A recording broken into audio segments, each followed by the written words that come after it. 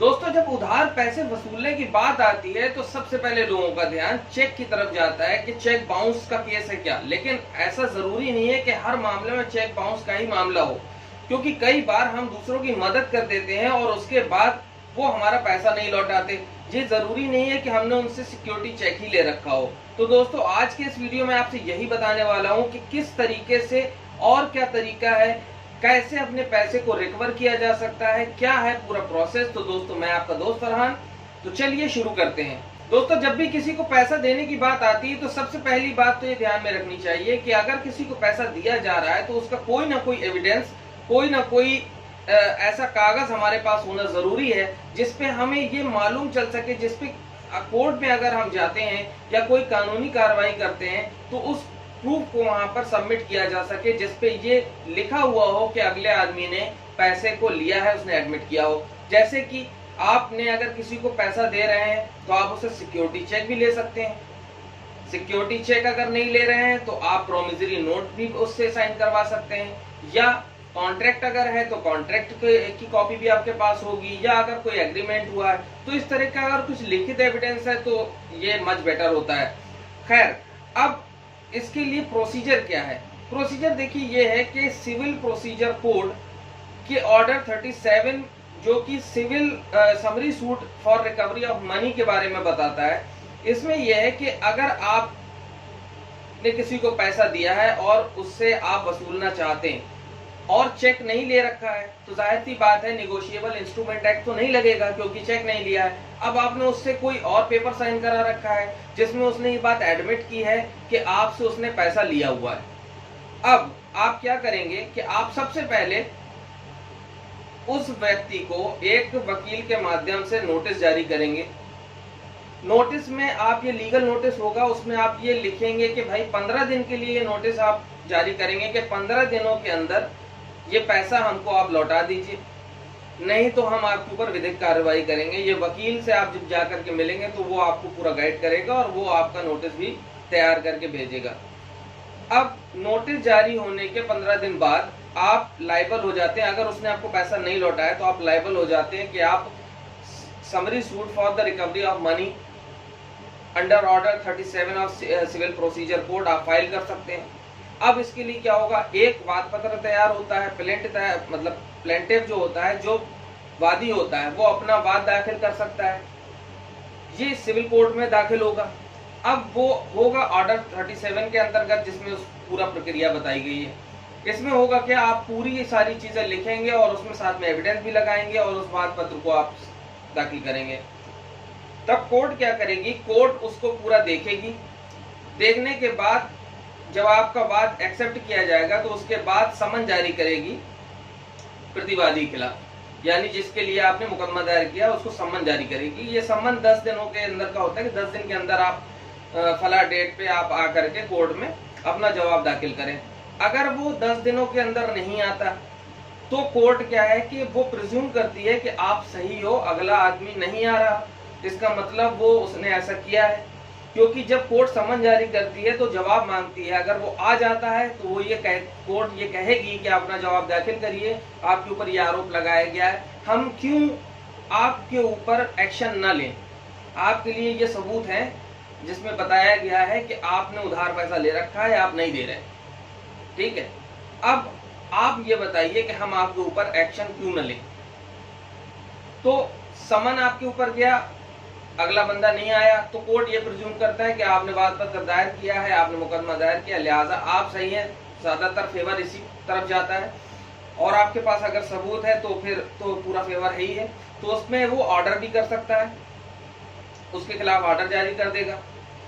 अगर वो आ जाता है तो उसको अपनी बात रखने का मौका देगा, बस पूछा जाएगा कि आपके ऊपर ये आरोप लगाया गया, अब आप ये बताइए कि हम आपके ऊपर एक्शन क्यों न लें। फिर वो अपनी तरफ से बात रखता है। ये पूरी एक बहस होती है फिर बाद में, और दोनों तरफ से बातें सुनने के बाद कोर्ट डिसाइड करता है। ज्यादातर मामले जो डिसाइड होते हैं वो वादी के फेवर में ही होते हैं, अगर आपके पास कोई पुख्ता सबूत है। इसीलिए मैंने आपसे बताया कि अगर किसी को आपने उधार दे रखा है तो कोई ना कोई ऐसा एविडेंस जिसमें उसने ये एक्सेप्ट किया हो कि हाँ उसने पैसा लिया है, यानी वो देनदारी आपके लिए रखता है, ये कोई ना कोई एविडेंस आपके पास होना जरूरी है।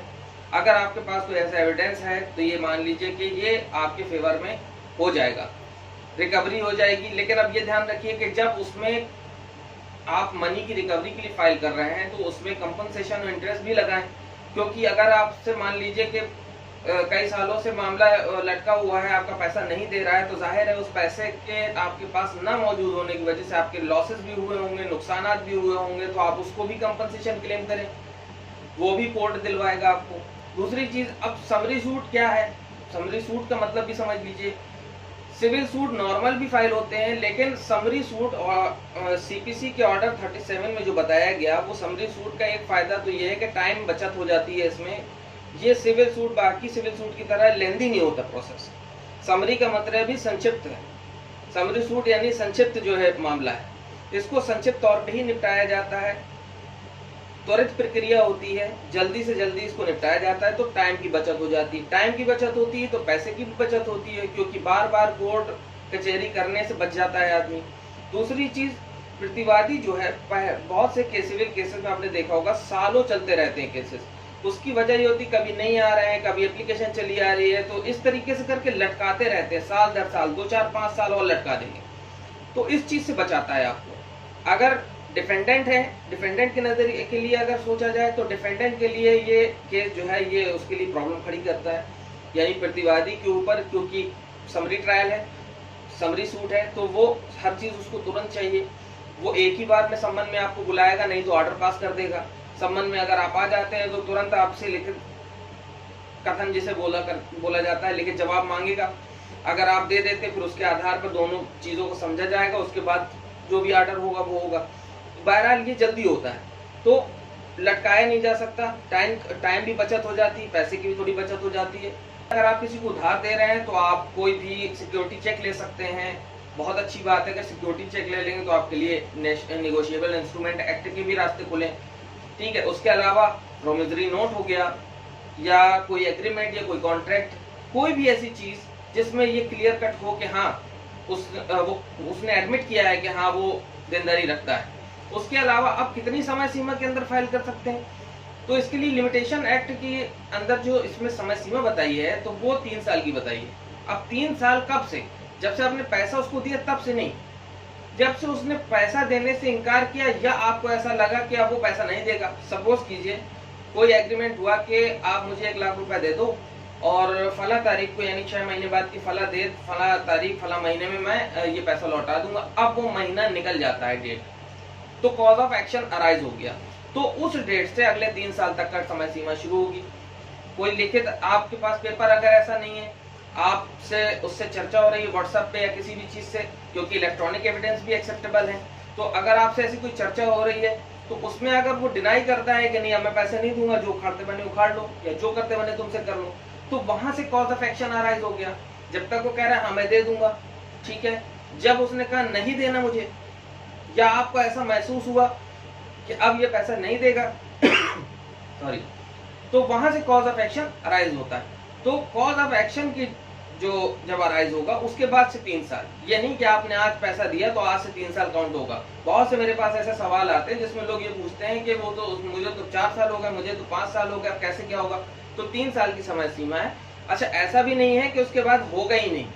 एक अगर न्यायालय को वैलिड रीजन दे देते हैं कि आप 3 साल के अंदर से फाइल क्यों नहीं कर पाए, तो उसके बिहाफ पे आपको न्यायालय अनुमति दे सकता है, आपको अलाउ कर सकता है कि ठीक है आप फाइल कर लीजिए, लेकिन रीजनेबल रीजन होना चाहिए, रीजनेबल आपका वो होना चाहिए कि आप क्यों नहीं फाइल कर पाए थे। तो दोस्तों, उम्मीद करता हूं कि आज का वीडियो आपको पसंद आया होगा, और अगर वीडियो पसंद आया है तो ज्यादा से ज्यादा शेयर करें, चैनल को सब्सक्राइब भी करें और कमेंट करके और भी सवाल पूछें। मैं आपको दोस्त फरहान अख्तर एक बार फिर हैव अ ग्रेट डे।